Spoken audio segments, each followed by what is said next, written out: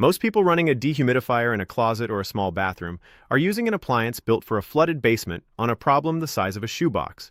Nobody tells them Japanese households have been solving that exact mismatch for generations with a bag of charcoal instead of a power cord. So what happens when someone who's spent years chasing musty smells through every small space in a house finally lays out exactly which tool actually belongs where? My name is Judah Chan. I've spent a long stretch of my life dealing with damp closets, humid cabinets, and that particular smell that hits you the second you open a drawer that's been shut too long.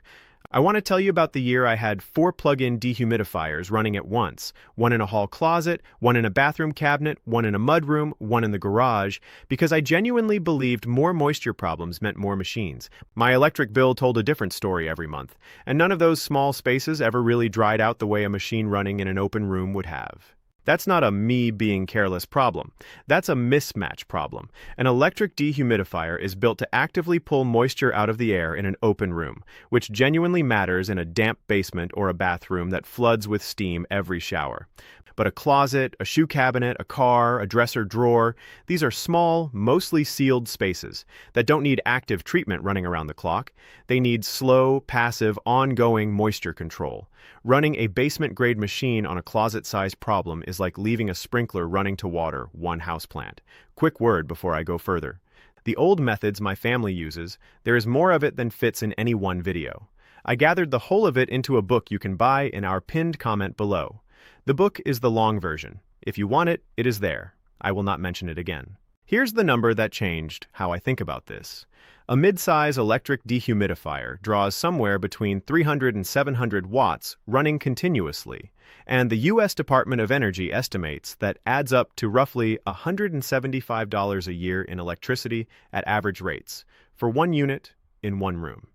Now think about how many small spaces in a house actually have that same musty problem. A closet, a cabinet, a car, a drawer, and imagine running that math across every single one of them. Japanese households mostly didn't. They reached for charcoal instead, because charcoal doesn't care how many spaces you put it in, and it never adds a single cent to a power bill. So let's go through this properly, in order, starting with knowing exactly where this method actually belongs. The first step is being honest about which spaces qualify.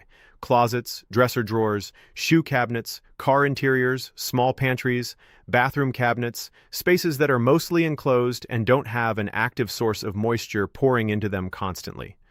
A genuinely damp basement, a bathroom with poor ventilation that fogs up every shower, or a room that's flooded or actively humid, that's still a job for an electric dehumidifier, full stop.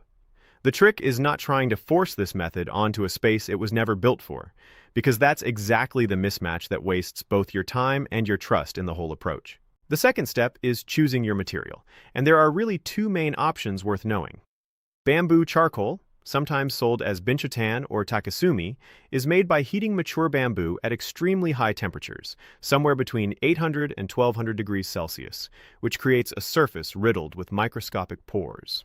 Gram for gram, it holds roughly 4 times the absorption and 10 times the surface area of regular wood charcoal, and it works entirely passively. No chemicals, completely reusable. The other option is calcium chloride, sold in Japan as small tubs or hanging packs that literally turn the crystals to liquid water as they absorb moisture from the air, visibly, which is oddly satisfying to watch work. The trick is charcoal for anywhere clothes, shoes, or food are stored, since it's inert and safe around fabric and pantry items, and calcium chloride for closed cabinets or corners, where you don't mind a sealed container catching the collected water. The third step is placement, because moisture doesn't sit evenly in a room, it pools in specific spots. Put charcoal bags or a calcium chloride tub low in a closet rather than up high, since damp air sinks, and tuck a small bag into corners, behind stored boxes, and near exterior walls where condensation tends to form first.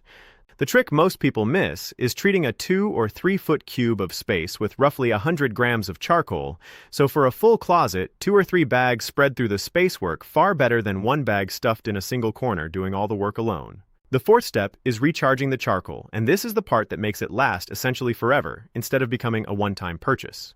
About once a month, take the bags outside and leave them in direct sunlight for a few hours. The heat releases the moisture the charcoal has absorbed, resetting it back to full absorbing capacity. The trick is consistency, doing this monthly rather than waiting until the closet smells musty again, because a charcoal bag maintained this way can genuinely last around 2 years before you need to replace it, which is where almost all of the long-term savings come from. The fifth step is the one safety note I actually want you to take seriously if you go the calcium chloride route instead of charcoal. The crystals and the liquid they turn into as they absorb moisture can irritate skin, eyes, nose, and throat, and shouldn't be ingested.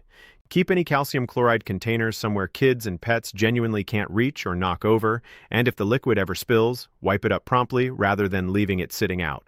The trick is simply choosing charcoal instead in any space where a curious toddler or a pet has easy access, since charcoal carries none of that same risk. The sixth step is knowing the honest limit of everything I just told you.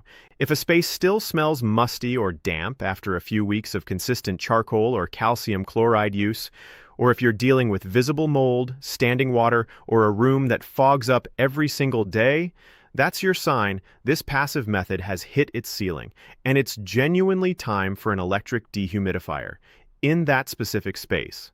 This isn't a failure of the method, it's just proof you correctly identified a big space problem instead of a small space one. Those are the 6 steps. Know which spaces actually qualify, closets and drawers and cars, not basements. Choose charcoal for anything near fabric or food, calcium chloride for sealed cabinets and corners. Place it low and spread through the space, rather than in one spot. Recharge charcoal monthly in direct sunlight to make it last up to 2 years. Handle calcium chloride with real care around kids and pets. And recognize honestly when a space has actually outgrown this method and needs the plug-in after all. Here's the bigger picture, and it's what I want you to take with you. The goal was never getting rid of every electric dehumidifier in the house. It was matching the size of the tool to the size of the actual problem, and most homes are running a basement-grade solution in half a dozen closet-sized spaces without ever questioning it. Swap even 3 or 4 of those out for a $5 bag of charcoal, recharged for free every month in the sun, and that adds up to real money back in your pocket every single year, with nothing plugged in and nothing to think about beyond a monthly trip outside. So here's what I want you to do tonight. Not next week, tonight. Open one closet, whichever one smells the most like it's been shut too long, and take note of it. That's your starting point, and it's the first space you'll be swapping over. Tell me in the comments which room in your house has the worst musty smell right now. And if you try the charcoal swap, come back in a month and tell me if it worked. I read every single one. Next time I'm going to show you the one household smell that actually means charcoal alone won't cut it, and what that particular smell is really telling you about what's going on behind your walls.